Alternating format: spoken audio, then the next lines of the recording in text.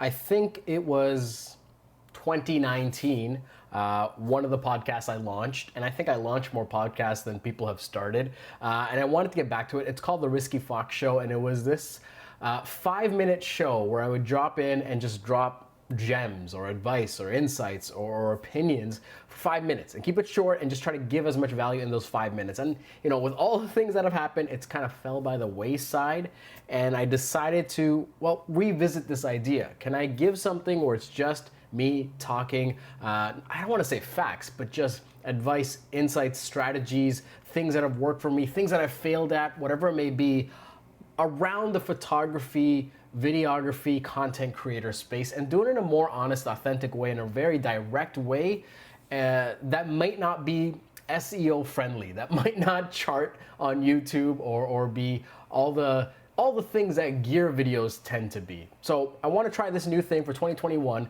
where I do it as a video and audio format. So you can visit the podcast called The Risky Fox Show, or you can just watch it here on my YouTube channel. And for those of you that are listening to this, I'm also making this available on my YouTube channel. And I'm going to try to keep each episode under 15 minutes, give myself a little bit more breathing room, a little bit more of a runway to talk about something. And in this one, I want to talk about the idea of working for free. But God might be on vacation, and the promised land ain't never promised. My baby telling me to be patient, but the devil always working overnight, my darling. Have you ever been scrolling on Instagram or on Twitter, or come across someone talking about it, and maybe they've had some moderate success, but they tell you, never work for free.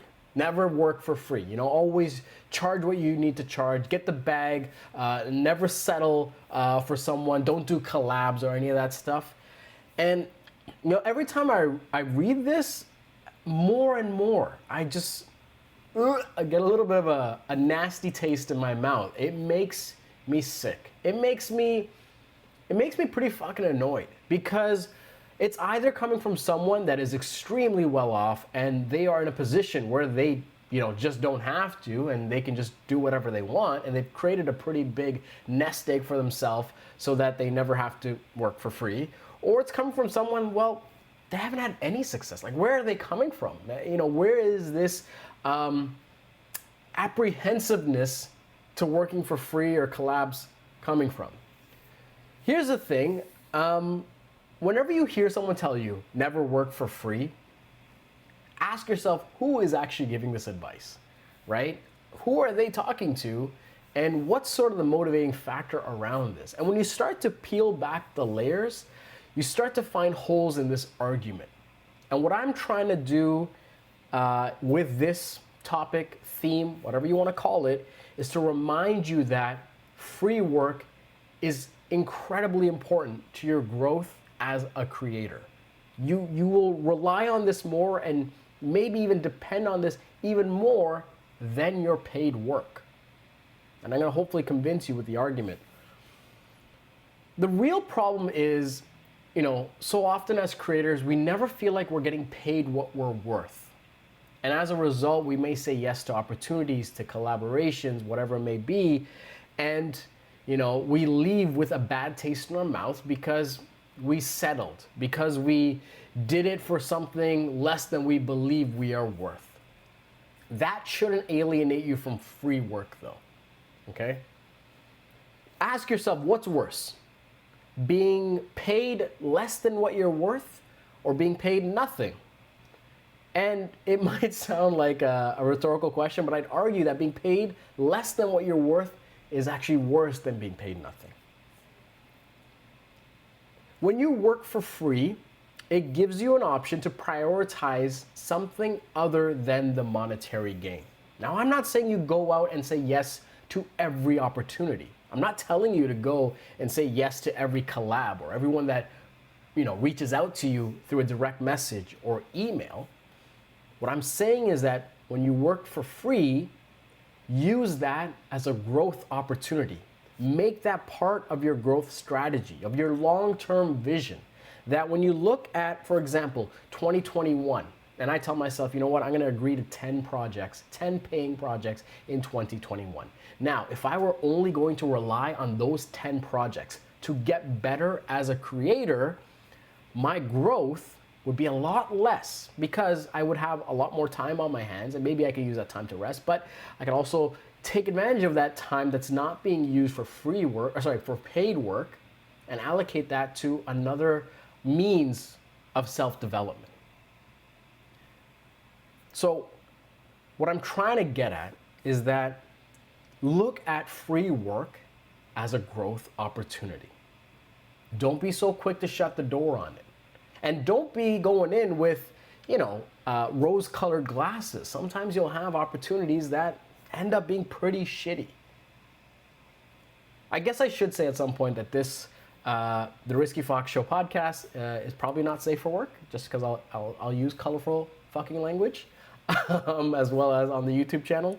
Maybe I'll put up a disclaimer or something. But look at free work as a catalyst, as a growth accelerant that you can use to get better faster, that you can learn lessons sooner, that you can make mistakes in semi-controlled environments, maybe even taste failure and disappointment sooner rather than later.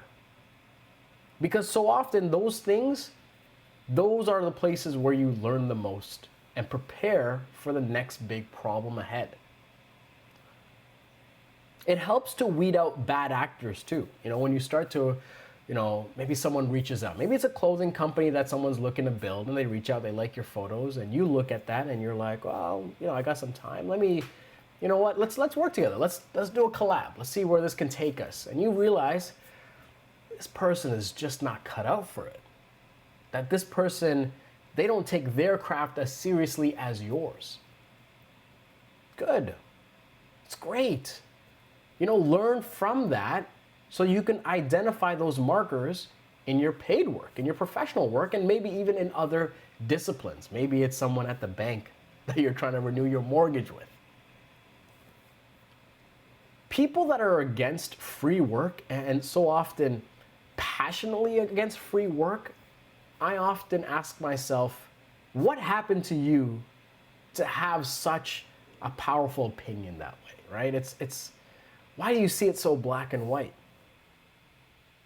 Free work can truly grow your skills. Truly, right? I mean, if you tell me that the photographer, cinematographer, say you're a filmmaker, right? And Roger Deakins, the great cinematographer, Roger Deakins says, hey, you know what? I love your portfolio. I just don't have any money for you, but if you want, you can come and hold my lenses on set. I don't even know if that's a real job. You're gonna say no? We're so quick to say yes to these idols and people we look up to that we forego the community around us and what we can learn from them. There might be an up-and-coming producer, maybe even younger than you, who is a savant at music direction that loves their craft, his or her craft, as much as you love yours. And just being able to see if there's an opportunity to work together, you start to realize that, there's a pretty good working relationship here that we can foster into something bigger and better. Well, tell you what, if you say no to free work and you say no to DMs and collabs and all that kind of stuff, that story never happens. It never happens. It pisses me off when people come online flying their message in a very direct way, telling their following, get the bag, don't work for free, fuck the free work, don't do collab. Why? Who are you deciding this for? Because you had a bad taste in your mouth? Because you had a bad experience? Oh, because they didn't respect you. Because you didn't go in with the right expectations. So I gotta change how I come up. If it wasn't for free work, I would not be where I'm at right now and getting the opportunities and the phone calls that I'm getting right now.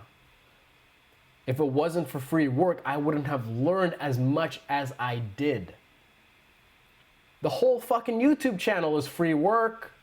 We weren't making thousands of dollars a month right off the bat. No one wanted to send us gear right off the bat. We had to earn that as a result of free work. And the photo shoots we were doing early on, I mean, it wasn't even free. I was paying out of pocket to make these things happen, right?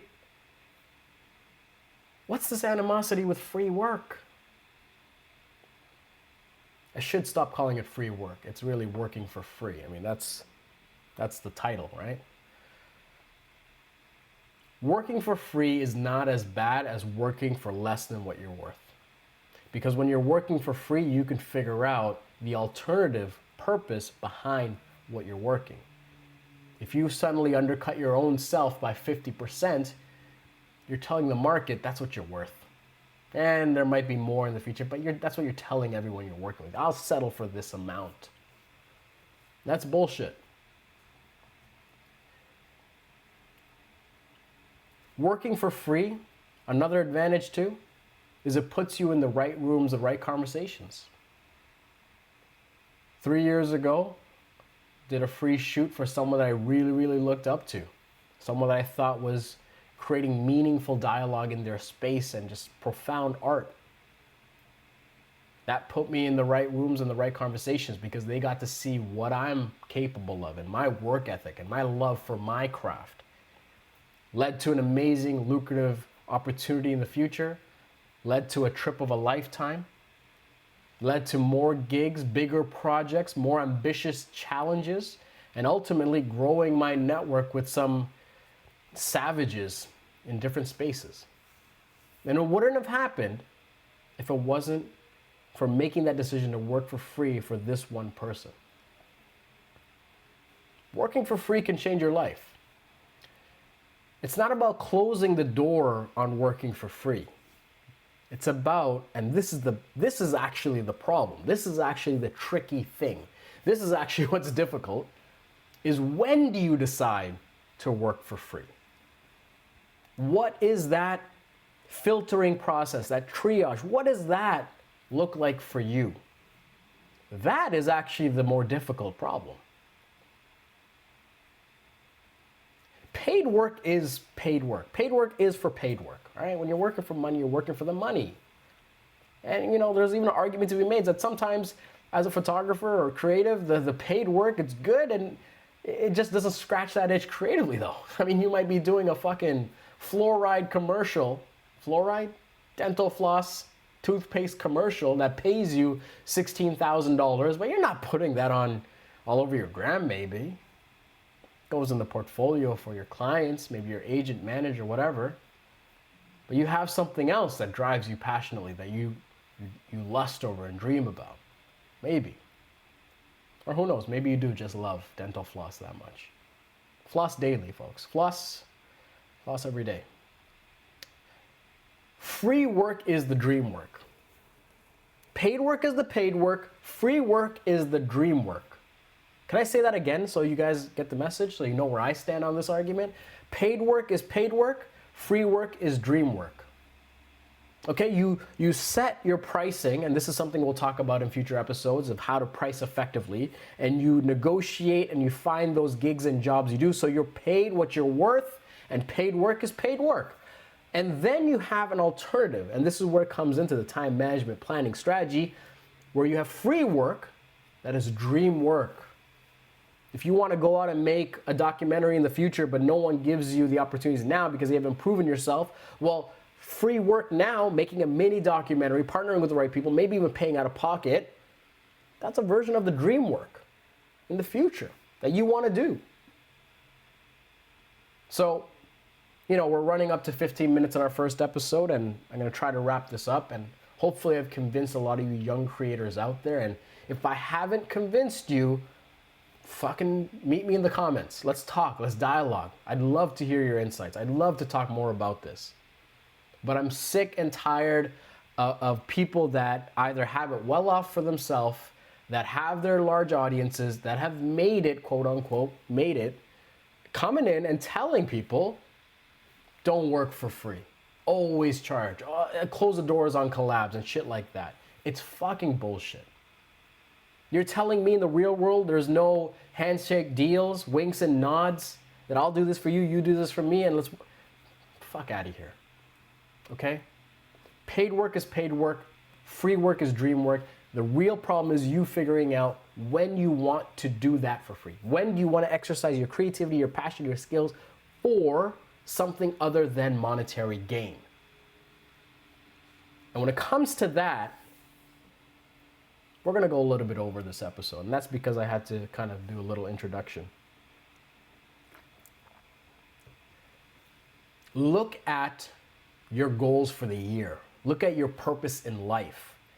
And then when you have this opportunity in front of you to work for free, or someone reached out to you, or a collab, whatever it is, find out what in that will, in a very direct way, help your journey.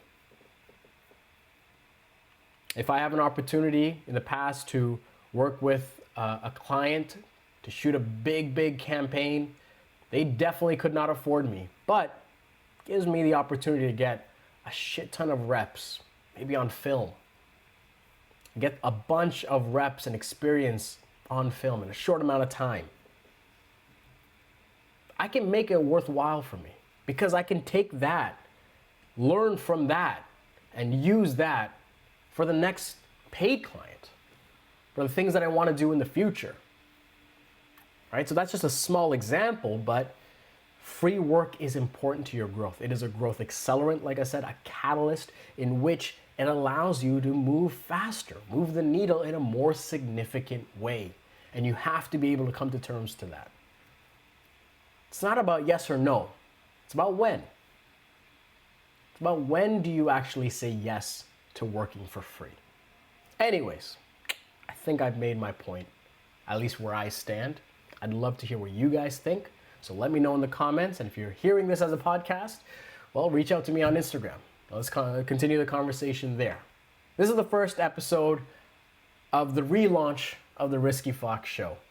And I'm going to try to bring this back as often as possible when I'm getting this sort of lightning bolt of an idea or feel passionate about something. It is a little bit more colorful in language, and that's, well, just how I can do this thing. All right? In any case, I hope you guys enjoyed this. I look forward to bringing you another cool episode that will bring you guys some value. And until then, enjoy yourselves. And yeah.